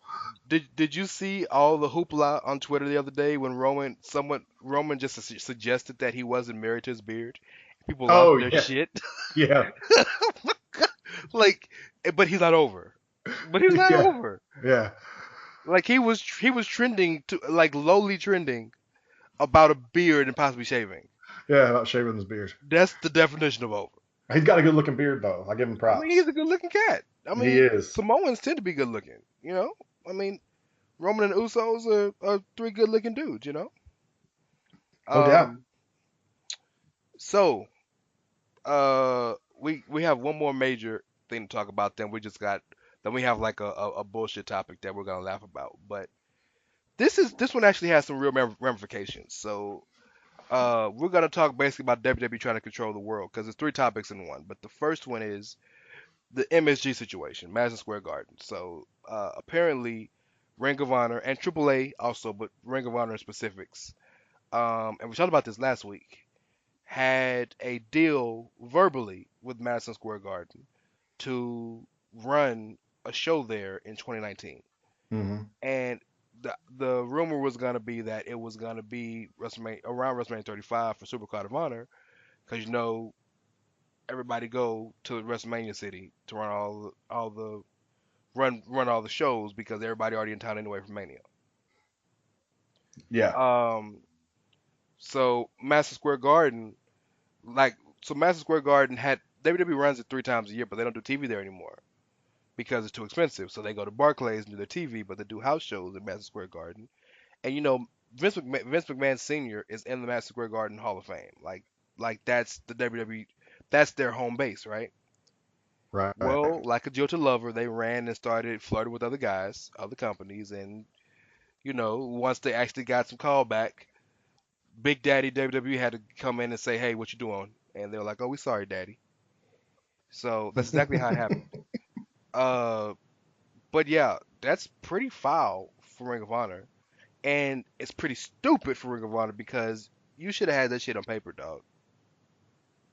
Like they Yeah, didn't I sign a agree. deal. Like that was just some. Hey, we want to run your venue on this date. Oh, well, that sounds good to me. That's an agreement, but that's not a contract. Yeah, I think it's WWE's being a little petty here. I Eh, don't think. no, it's definitely petty, but business is petty, dog. It is. No, it is. And it's Vince being Vince, but I'm not going to necessarily I'm not going to shit on him for it. I'm not going to applaud him for it either. I'll just say that it doesn't surprise me. If there's no I don't know, not on paper, so I don't know that you can get any real legal ramifications coming from this. I mean, I assume they could attempt to, and of course Sinclair is not a slouch of a company. No, they're If they a if, multi-billion-dollar company as well. yeah, if they want to battle the WWE, they can. Whether they come out on the winning side of a battle with them is whatever. But I don't see that necessarily happening anyway. But I do think it is kind of funny. And I think if I wonder what the discussion was between the WWE and MSG about MSG's like, well, listen, you guys don't fucking hardly ever run shows here anymore. You know what I mean? Like, we got to use this building for other stuff. You know what I'm saying? Yeah, forget the fact that you have 41 Knicks games a year and like Well, yeah, 35 Rangers games a year. but Like that's not good enough. who wants to go watch them? Let's be honest. Not good When was enough. the last time the Knicks or the Rangers were really good? Well, the Rangers have been good. Have they? I don't watch No, hockey. When was the no, last they time the really Knicks were haven't. good though? They really haven't. um, Okay. uh, they How's had that one. Porzingis thing working out? Who? Who? Anyways, Yeah. not the point. Not the point. But yeah, I mean, if you for other events, because these venues run as multi-event kind of companies. They don't just have sports, So shit, far be it from MSG, but hey, MSG pulled out of the deal, whatever the deal was. They said okay, Well, that's it I'm is what glad it you is. mentioned that. I'm glad you mentioned that because I don't fault WWE here.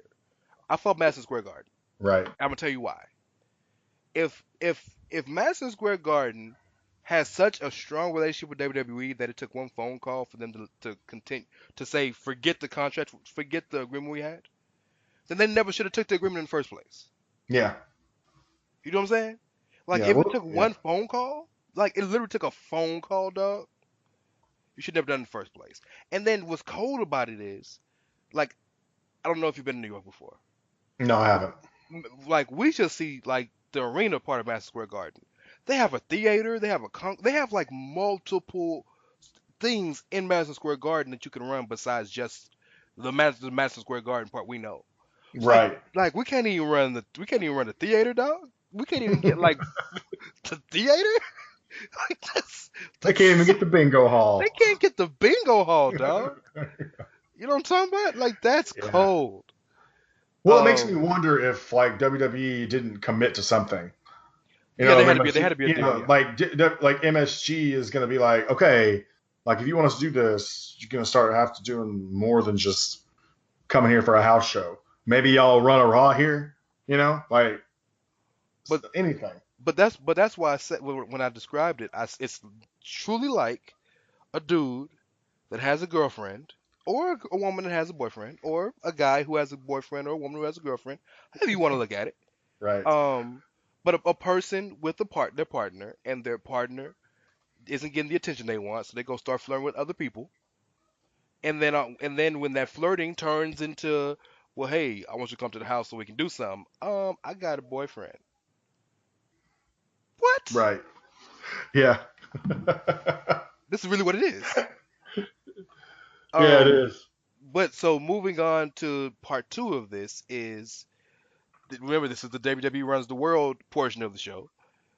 NXT UK, dog. That's huge, bro. Like I don't even think that we as fans realize how big that is. Well, they made a major title change while they're over there, and then Yeah. then did another major title change shortly after. Yeah, Uh, yeah. Sorry, Clive. Clive has been trying to wait for it to happen because they're Scottish, of course, so it's a big deal to them. yeah, And he was able to he was able to miss all the spoilers for the show except that. of So course. he was pissed. I bet he Um, was.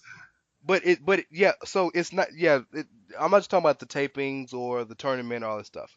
What this represents is NXT has become effectively what the NWA was. And we're gonna have because we've already talked about the global localization that we wanted to do. We talked about that a number of times. Yeah, But it's one thing to talk about something and plan something.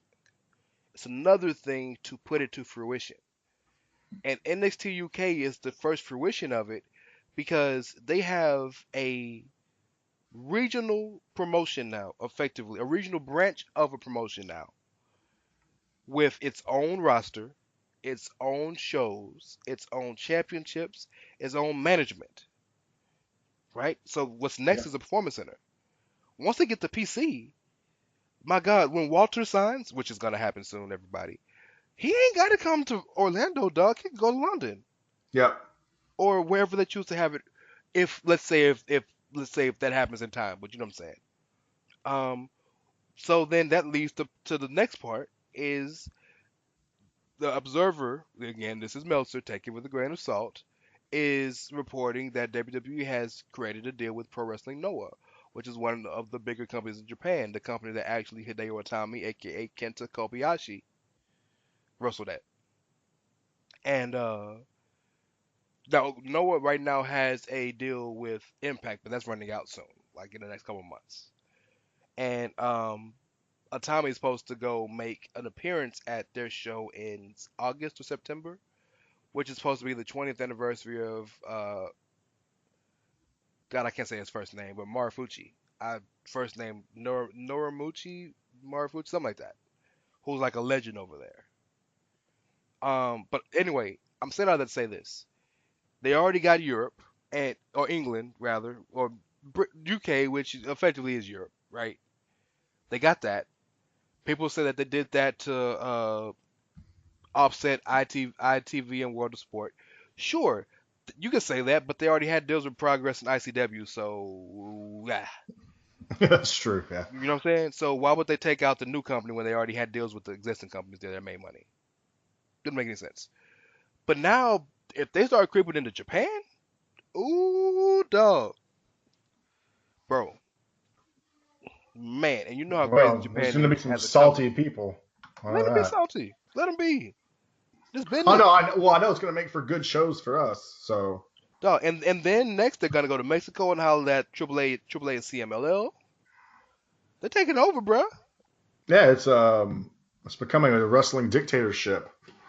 Dog, that's not fair. The spread of wrestling communism. It's oh But my god. Ah. So does that make Vince Stalin? that's something like that. Make some Kim Jong Un. I like to liken it more as a kingdom. But Right? yeah, I think that's a cool. I do think just some actual thoughts on it. I think it's a good thing. I think it gives them an opportunity. You expand out there. Now that if you put a performance center out there, it becomes not a matter of if, but when you're just going to be able to get basically any talent you want from that part of the world without having to worry about it. You think about a guy like who they couldn't get before, but they were interested in, like Zack Sabre Jr., right? He's from Yep. that part of the world. Yep. And when you have if you put a PC or something like that out there, and all of a sudden, like you can go train your craft and you can stay close to home. And the only time, I mean, you might have to, if you ever come to the main roster, it might change, but like it's just an opportunity now to really land some of those other guys that you don't normally, that just sometimes don't want to do that. It's the same thing with like Japan, right? Like Yeah. think of like Kota Ibushi, right? There was another guy they wanted, and he didn't want to sign. Well, But Coda isn't signed to anywhere. He didn't even sign to New Japan. right, but I mean, if you creep into Japan, maybe, there's always, you never know. I It's just said it opens doors I said the basically. more likely one you would talk about would be, and I realize that the odds are you'll never get these guys, but would be guys like the other big three outside of Omega. Like you would probably look more at Naito and Tanahashi and Okada because they don't want to leave Japan. Right. But if you ran NXT Japan, that would be something that I don't think they'd ever leave. But then you could really talk about, well, we got a real conversation here. Yeah. And speaking of that, leading to that thought process is probably the one negative of the situation that we can find is that, so say Zack Sabre Jr. does sign with NXT UK, right? Yeah. Or you could even use Pete Dunne. Will these guys be stuck in NXT UK, or will they ever get the opportunity to get called up to the main roster? Right. I see what you're saying. Well, I think once again it just kind of boils back down to what they do now. Where do they have the guys to replenish NXT UK if they lose someone like a Pete Dunne or a Zack Sabre Jr.? Well, they just Kind of like signed how it a is shitload with of them. people. That's what I'm saying. Well, kind of like how it is with the American version of NXT. You know, they lose one guy and then they bring in Ricochet for Right, God's sakes. You but know what I but mean? but regular NXT is built from all the world. So True. if Yeah. NXT you like the British wrestling scene is good. It's really good. The Yeah. European wrestling scene is really good. But you're taking just that one like you're not gonna send Keith Lee to NXT UK and that's gonna Right. be where he's stationed out of. You're just not gonna do that. Right. So when let's say when Dunn, Bate, and Trent Seven leave, you got a lot of guys, Zach Gibson and Flash Morgan Webster and Travis Banks, and there's a whole bunch of and Dan Mastiff and the Coffees. It's a lot of guys, but can they replenish like it's one thing to say, all right, well we're gonna go ahead and call up Aleister Black because Ricochet's next, and then we're gonna call up Pete Dunne because Zach Gibson's next. Zach Gibson Right. is great, but he's not Pete Dunne. Right. I think that's the beauty of getting your performance center in there, because the performance center is a place where you can find even guys that you may not be aware of, or guys that want to learn or want to become. You bring that there, it will maybe give people a reason to really go after something like that, and you might find some superstars there. I mean, I know it's kind of weird, but think about like Velveteen Dream, right? Like, I mean, he was a tough enough, whatever, but like, Sure. he's a perfect example of someone who wanted it, didn't work, right? But they made it. They signed him. They saw the talent. They signed him. They worked on it, and then now look where he is. And I think you could do the same thing with an NXT UK. But I Yeah. think the performance center is the key. Yeah. Like, I think you do have to have that there. I don't know if they have an immediate plan for that or not, but I do know that I think that, at least I believe that is the selling point to all of it for Yes. replenishing talent. That's my opinion. So Because they're starting to learn that you just can't sign talent. You have to right, build it. You have to build talent too. And guys like Braun Strowman and Baron Corbin and some of these guys, and Charlotte even to a lesser extent. Well, no, actually, Charlotte's a bigger star than both those guys. So to a bigger extent, um, they were made by WWE. They were made in that performance center, and a yeah, bunch of other guys. Velveteen Dream too. Like they didn't run no indies. They didn't get trained in this company and came to WWE and refined. No, they learned everything at the PC. So you got like a guy like Stuart Tomlinson who was a big time football player over there. Signed with WWE right, for a while.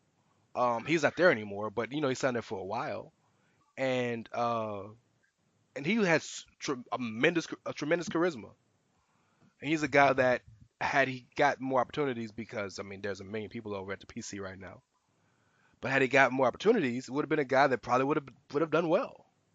So I'm sure there's some footballers over there, or some cricket players over there, or some rugby players over there, who were like, all right, well, I can only do this for so long, but I can wrestle for 20 years. absolutely. That's how a lot of guys do that. So it's the same model, but you just gotta have, if you're gonna use the model you use here, you gotta do it basically the same exact way. Regionally, You sure, know what I mean? absolutely. So And I mean, my God, when you have the great Johnny Saint as the guy over the UK NXT UK, he'll most assuredly work at the PC. right, Imagine taking classes from Johnny Saint. That's like imagine being a British guy or a European guy who's 35 or 30, growing up watching our age, 30, growing up taking class, like growing up watching Johnny Satan, taking classes from him. That's like us growing up watching Shawn Michaels and then taking classes from Shawn Michaels. Sure. That like, it only other thing that would be probably bigger because of recency is Regal over there. So Yeah, I I think, yeah. yeah, it's tremendous, it's huge, and I don't think it hurts the indies or anything because this it's number one, it's making more wrestlers because a guy like Simon Gotch, right? Simon Gotch effectively was basically nobody in WWE, right? He had an NXT tag title reign with Aiden. They had a nice act in NXT. They were on the main roster for a little bit, but he really didn't accomplish a whole bunch, right? Right. Simon Gotch is a pretty decently big commodity on the indies now. Yeah. Simon Grimm. Simon Grimm, right? So Yep. you look at guys like that come out the WWE system and only help the companies they go to because, well, they can say, well, I'm a WWE guy. And people are going to pay to see the WWE guy come to their small town. Of course, yeah. I know who that is. It's only helping, which is only then more people are getting paid more money, which is only going to make people have to raise their prices. Like it's only good for everybody. Right. Well, I think you're going to see a lot more of, while they're doing this, I think you're going to see a lot more of, even when they get that brand built over there, you're still going to see guys on the American NXT come over here and there. Maybe not as much, right? But I think you can still see, like, all right, Yeah. well, this is NXT UK. We'll throw Ricochet over there, as a treat. You know what I mean? Like, normally he's here. Well, So, Drew Gulak was part of the 16 people in the tournament. He didn't right. make it to the tournament. He didn't make it to the actual tapings. He lost in Mhm. the first round to Jack Gallagher. And Johnny Gargano fought for the UK title here in Houston at the pre-show of NXT War Games. So yeah, you're Okay. right. That like I'm sure there'll be some crossover. In fact, we know Triple H is a diehard Dusty mark and is a WCW mark because he's like most of what Dusty has done, like the Dusty Classic Tag Tournament and stuff like that, or War Games. Like I feel like we're gonna see a Clash of the Champions pay-per-view where it's gonna be NXT UK versus NXT sometime soon once Yeah. they get established. That'd be great. Um, so you want to end it? You want to laugh at Hulk Hogan? Yeah, we can laugh at Hulk Hogan for a little bit. Dog. So this dude is so desperate for relevancy. Yes, he is. So Velveteen Dream at NXT Takeover. By the way, Velveteen Dream NXT Takeover was tremendous. We didn't even talk about that. It's that. God, that show was great. Yeah, Everything it about was. that show was great. It's a great show. Oh, top to bottom. Even the pre-show that they showed that they record the show before to show it on Wednesday afterwards. Those matches were great. Now that I didn't see any of that, but yeah, I believe you. Bianca Belair is ridiculous. Bianca Belair picked up Dakota Kai for a vertical suplex and slingshot her off the ropes and suplexed her. So she said she looked around, she's like, all right, cool. She picked her up again, slingshotted her on one rope and held her up. Went to another rope and slingshotted her and held her up. And then went to the third rope and slingshotted her, and that's when Dakota finally snuck out. Like that's stupid. That's not even Yeah. fair. Yeah, she's ridiculous. What I have seen of her, yes. God, she is not human. Remember when Lil Wayne used to say, we are not the same, I'm a Martian? Yes. That's Bianca Belair. Yeah. But Velveteen Dream came out, if you guys don't remember, in Tough Enough, when Patrick Clark was in Tough Enough. Hulk Hogan is the reason he lost. He got eliminated. And Hulk Hogan effectively said, you ain't never going to be shit. Basically. Yeah. Dream ain't never forgot that. So Dream chooses, once he's fighting The Rock's personal endorsee, because Ricochet has been personally endorsed by The Rock numerous times. Okay, well I'm gonna come out and I'm gonna be Hulk Hogan. And he comes out with the Hulk Hogan shirt that says Dream ain't over and the boa and is doing all the Hulk Hogan poses and stuff. So Hulk, desperate for relevancy, decides to say, maybe on Twitter, hey, Velveteen Dream, if if you let me become your manager, we'll get all the gold and all the money, brother. And Dream, like Dream is like a black auntie. Don't come at him, cause he gonna have something for you. Yeah, he does. And he was like, I'm sure we would. I'm sure Dream Mania would run wild, but the Dream doesn't need you, Terry. Good try or something like that. Yeah, something to that effect. Yeah. It's excellent, dog. But can we laugh at Hulk Hogan for a minute? We can always laugh at Hulk Hogan. I will say this about Hulk Hogan. I didn't get into an argument because nobody wanted to challenge me or everyone thought I was a moron about it or whatever. But there was a comment I saw on Twitter because apparently I didn't watch the Tough Enough stuff with Patrick Clark and Hogan, but I think Hogan had some things to say about his promo work. And so about Patrick Clark's promo work when he was on Tough Enough. Yes. Like one of his major criticisms was his promo work. Well, and they thought he was arrogant.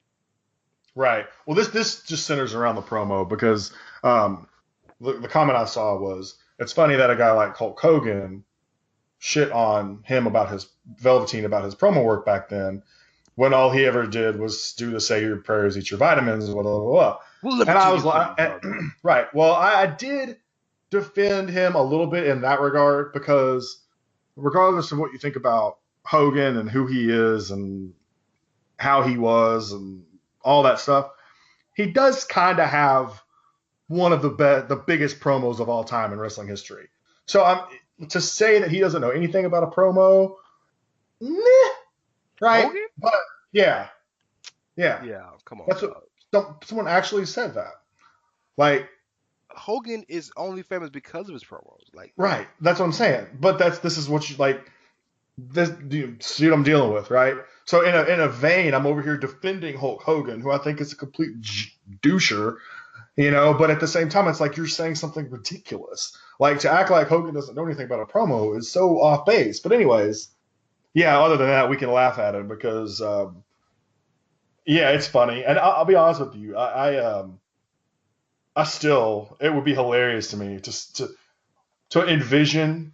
I think Velveteen called it Hollywood Dream was what he called it. If they were to work together, they'd be the Hollywood Dream or something like that. I got the tweets up. Okay, yeah. So somebody had a tweet with Hulk of the GIF of Dream doing the Hulk Hogan poses and said, a reminder 16 hours later that we must not rest until Velveteen Dream holds every belt in WWE. Hulk responds, yo, when Velveteen Mania hires me as his manager, then we will have all the gold Hollywood style, brother. Hollywood H. Hogan life. Dream, like I said, like a black auntie don't come at. Hollywood Dream has a nice ring to it, but Dream rides solo. Good try, Terry.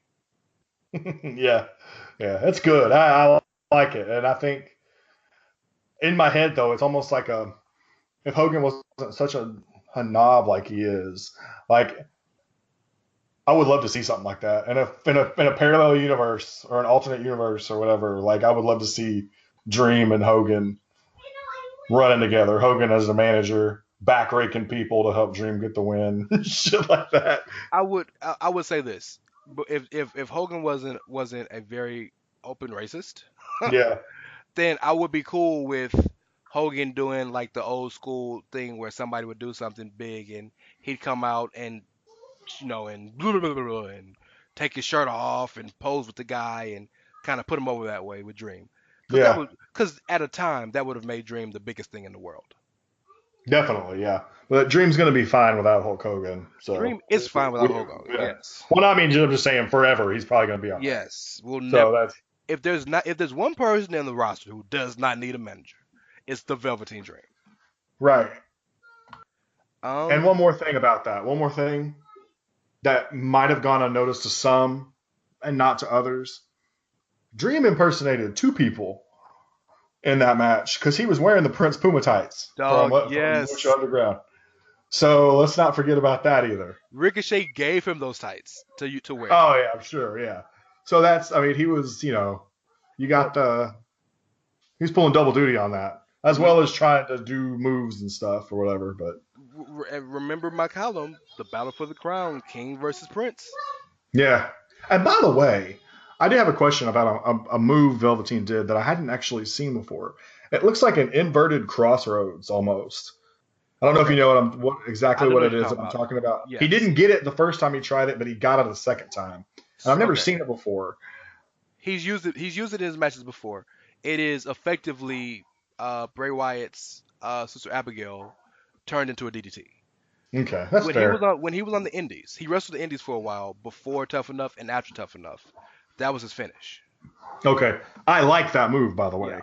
So that's you know how every wrestler has a finisher, but they have like their signature moves. Yeah. Well, Dream of course has the rolling Death Valley Driver, but that's his other move. But the beautiful thing about Dream is he always has a sense of the moment. So like if you just watch NXT and he's wrestling like Raul Mendoza, right? He's not gonna use that. He only uses those. He only uses that. I forgot the name he had for it when he was on the Indies. Whatever you want to call it. He's only going to use that like when he needs it. Like pulling out of the toolbox only when necessary, kind of thing. Absolutely. Yeah, man. I'm more excited about Velveteen Dreams.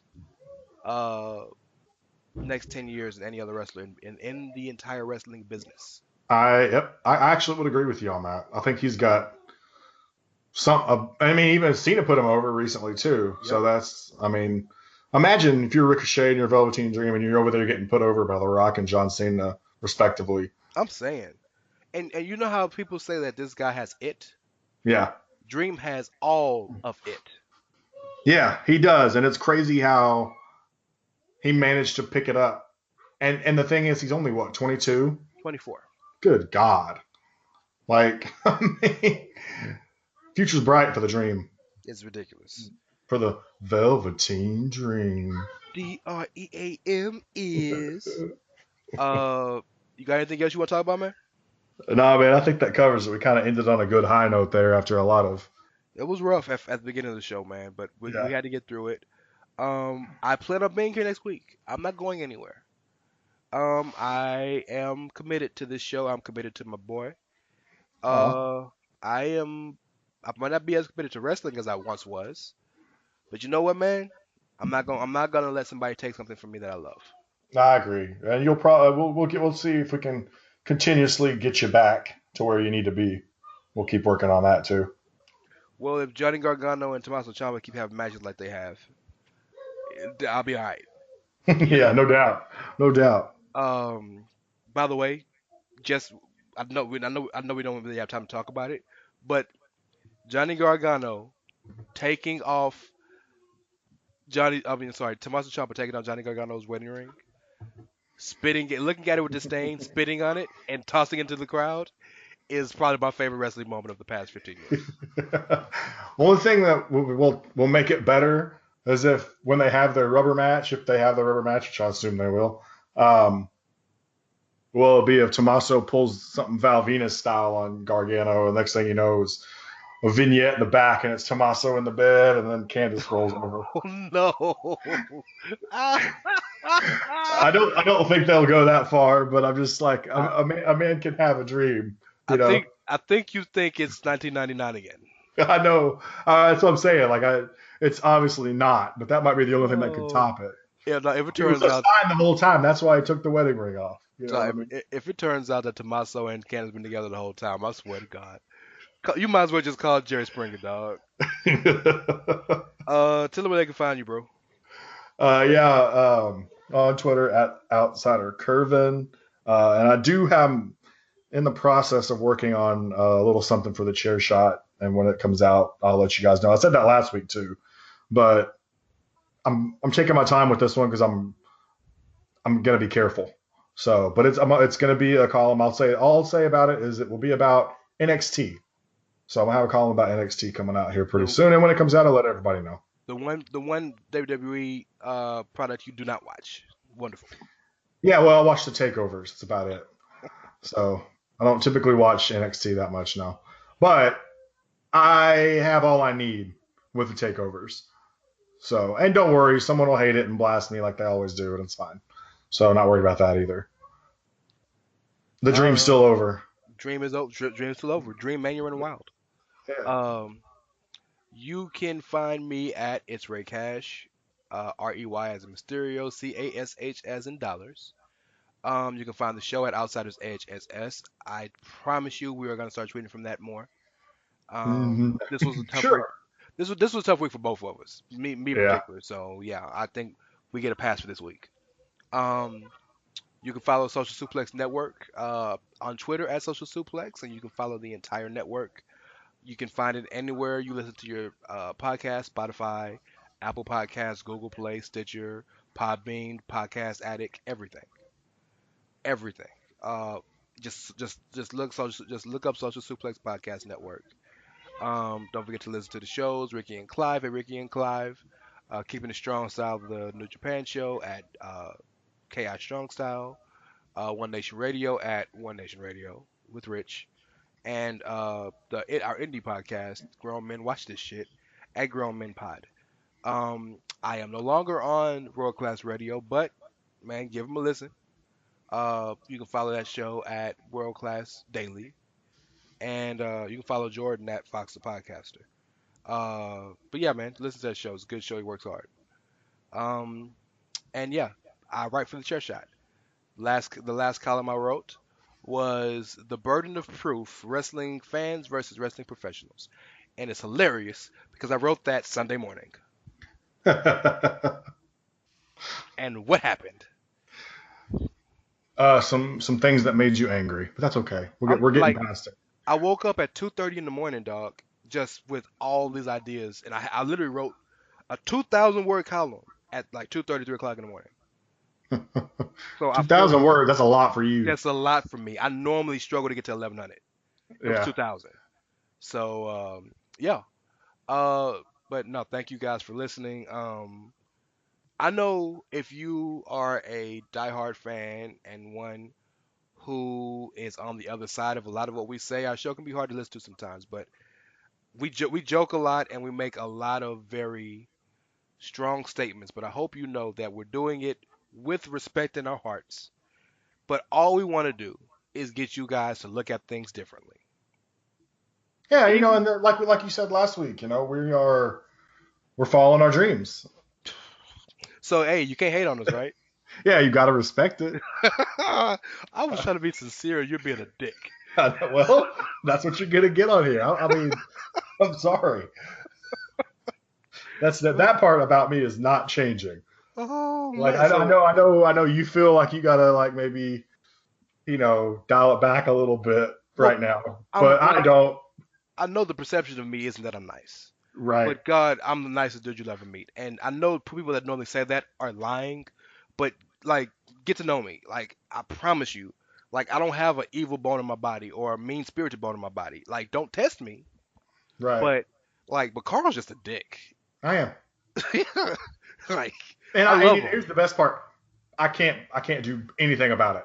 I can't back anything up. If someone wanted to punch me in the face, they would totally be able to. It wouldn't be a problem. So you're Enzo.